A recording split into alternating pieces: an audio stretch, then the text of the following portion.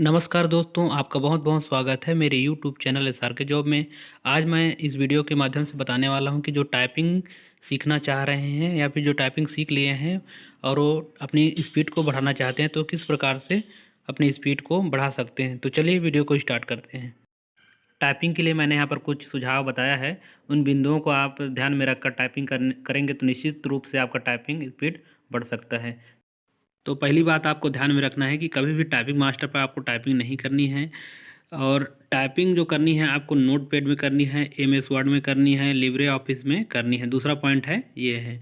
तीसरा पॉइंट है, एक ही पैराग्राफ को आपको बार बार टाइप नहीं करना है। 2 बार से आप ज़्यादा एक ही पैराग्राफ को टाइप ना करें, नए नए पैराग्राफ को आप टाइप करें, इससे आपका टाइपिंग स्पीड बढ़ेगा। यहाँ पर चौथा पॉइंट है, कभी भी टाइपिंग करते समय स्पेस के लिए आपको बाएं हाथ का अंगूठा उपयोग नहीं करना है। स्पेस बटन दबाने के लिए आपको दाहिने हाथ का अंगूठा ही यूज़ करना है। तो इस बात का आप ध्यान रखेंगे।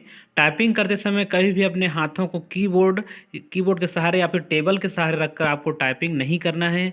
आपका हाथ दोनों हाथ उठा होना चाहिए, ऊपर उठा होना चाहिए। वैसे ही आप टाइपिंग करेंगे तो आपका स्पीड निश्चित रूप से बढ़ेगा। तो इसका विशेष रूप से आप ध्यान रखेंगे। छठवां पॉइंट है, कीबोर्ड को देखकर आपको कभी भी टाइपिंग नहीं करना है और ना ही आपको मॉनिटर को देखना है, और हमेशा आपको पेपर को ही देखकर टाइप करना है। शुरू अगर आप स्टार्टिंग कर रहे हैं तो आप पहले सीख जाएं। जब आप स्पीड के लिए जब प्रैक्टिस करेंगे तो आपका जो नज़र है वो सीधे आपके पेपर में होना चाहिए और कीबोर्ड और मॉनिटर में बिल्कुल भी नहीं होना चाहिए। अगला पॉइंट है, टाइपिंग आपको न्यूज़पेपर हो गया और जो बुक है, जो पत्रिका आती है, उसको देखकर ही टाइप करना है। अन्य किसी को भी टाइप आप नहीं करें, और बैक स्पेस का आप कम से कम उपयोग करें। गलती होती है तो उसको काटे बगैर ही आगे बढ़ जाएं और कम से कम गलती करने का प्रयास करें। शुद्धता पर आप विशेष रूप से ध्यान दें। यहाँ 9वां पॉइंट है, बैक स्पेस को प्रेस हमेशा अपने दाएं हाथ के जो चीनी उंगली होती है उसका उपयोग करें। बहुत लोग दूसरे उंगली का उपयोग करते हैं, आदत बना लिए हैं, लेकिन बेहतर यही होता है कि आप अपने छोटी उंगली जो दाएं हाथ की रहती है उसका ही उपयोग करें बैक स्पेस के लिए। अगला पॉइंट है, हमेशा 10 मिनट का टाइमर लगा के आपको टाइप करना है, और हो सके तो किसी को आप टाइम देखने के लिए रख सकते हैं साथ में, ताकि आपको लगे कि एग्ज़ाम जैसा फीलिंग आपको आए। टाइपिंग करते समय आपको कुर्सी पर सीधा बैठना है, पीठ को झुकाकर बिल्कुल भी ना बैठें, और आपका जो मॉनिटर और कीबोर्ड एक सीध में और आपका जो नज़र है वो बिल्कुल सीध में होना चाहिए। इस बात का विशेष रूप से ध्यान रखें आप। अगला पॉइंट है, टाइपिंग करते समय स्पीड से ज़्यादा आपको शुद्धता पर ध्यान देना है। कई लोग स्पीड के चक्कर में शुद्धता पर ध्यान नहीं देते हैं, तो आप शुद्धता पर भी विशेष रूप से ध्यान देंगे। और अगला पॉइंट है, प्रतिदिन कम से कम आपको 1 घंटा टाइप ज़रूर करना है,